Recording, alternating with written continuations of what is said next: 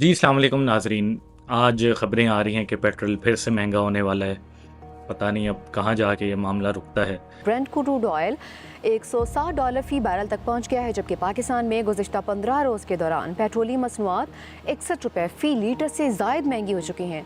Senate की कायमा committee में वज़ीर पेट्रोलियम ने एतराफ़ किया कि अवाम पर बोझ आलमी मंडी नहीं बल्कि बढ़ती लेवी डाल रही है। हमने बचपन से सुना है कि रियासत माँ जैसी होती है, वो माँ जो अपने बच्चों को भूखा नहीं देख सकती, जो खुद तकलीफ उठाती है मगर अपनी औलाद को छांव फराहम करती है। लेकिन आज पाकिस्तान के गली कोचों, मंडियों और चूल्हों की आग बुझने के बाद अवाम ये सवाल पूछने पर मजबूर हैं कि क्या ये वही रियासत है या फिर रियासत का रूप बदल चुका है और एक ऐसी जालिम सौतेली माँ बन चुकी है ये माँ से जो अपने बच्चों का नवाला छीनकर हुक्मरान अशराफिया के दस्तरखान से जा रही है। नाज़रीन, पेट्रोल, डीजल, बिजली, आटा, खाद, चीनी, बिजली, गैस, पानी, यू नेम इट, ये अब सिर्फ अशिया नहीं रही, ये गरीब के लिए मौत का परवाना बन चुकी है।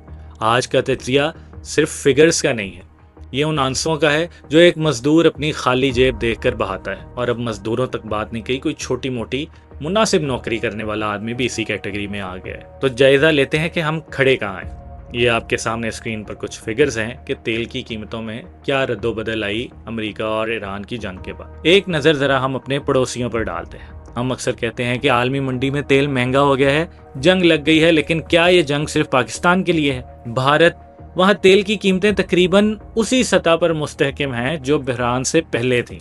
उन्होंने अपनी अवाम को रिलीफ देने के लिए बेहतर मुआशी हिकमत अमली अपनाई है। श्रीलंका वो मुल्क है जो दिवालिया हुआ, जहां बदतरीन मुआशी हालात थे, वहां भी कीमतों में इजाफा 35% तक महदूद रहा। बांग्लादेश में ये इजाफा सिर्फ 15% के करीब है। और अब पाकिस्तान की तरफ देखें कि यहाँ कीमतें ऑलरेडी 60% इंक्रीज्ड हैं और ख़बरें ये आ रही हैं कि ये और भी ऊपर जा सकता है। क्या हमारी जोग्राफिया कुछ पड़ोसियों से अलग है या हमारी आवाम का खून बहुत सस्ता है? ये फ़र्क साबित करता है कि मसला आलमी महंगाई से नहीं, हमारी मकामी बेहिसी और नाअहली का है। ठीक है, आपको IMF का प्रेशर होगा, लेकिन आपको उनसे डीलिंग आनी चाहिए। वो अगर आपसे लेवी बढ़ाने का कुछ कहते हैं, टैक्स की सूरत में जो भी करने का कहते हैं, भाई आप उनसे कोई डील क्यों नहीं कर सकते? आप उन ममालिक में से हैं जो उनको सबसे ज़्यादा पैसे कमा कर देते हैं। मतलब IMF पाकिस्तान से ज़्यादा कितने ही ममालिक को कर्जा देता है और उस पर सूद वसूल करता है। तो दिस शुड बी सॉर्टेड। आप जुल्म की इंतहा देखिए कि एक तरफ वो मजदूर है जिसकी दिहाड़ी वो भी अगर लग गई तो वो दिहाड़ी 1000-1200 रुपये होगी और पेट्रोल 500 रुपये लीटर की तरफ बढ़ता हुआ जा रहा है। वो अपने बच्चों को दूध पिलाएगा, स्कूल की फीस देगा, बिजली पानी गैस का बिल देगा या मोटरसाइकिल में 1 लीटर पेट्रोल डलवाएगा। दूसरी तरफ हमारी जो हुक्मरान हैं वो अशराफी है जिनके प्रोटोकॉल्स की गाड़ियां सड़कों पर धुआं नहीं अवाम का खून उड़ाती हैं। मुफ्त पेट्रोल, मुफ्त बिजली, शाहाना मरात और गैर मुल्की दौरे, ये सब किसके पैसों पर हो रहा है?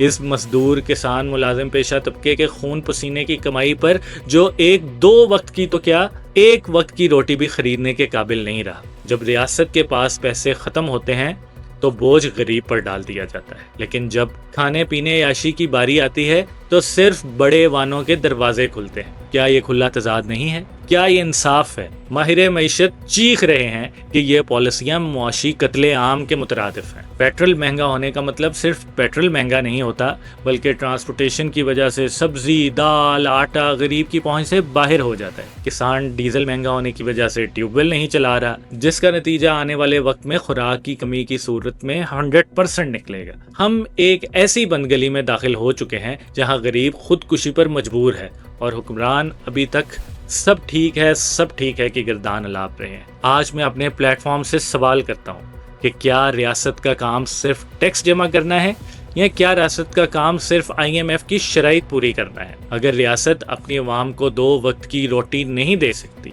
और उनसे जीने का हक भी छीन रही है तो उसे माँ कहलाने का कोई हक नहीं।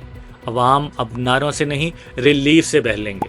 याद रखिए, जब भूख हद से बढ़ने लगती है तो वो सिर्फ पेट नहीं जलाती, वो ऐवानों के तकद्दुस को भी राख कर देती है। अपना ख्याल रखिएगा, क्योंकि रियासत को शायद अब आपके जीने मरने से कोई फ़र्क नहीं पड़ता। बहुत शुक्रिया। हो सके तो खुश रहें।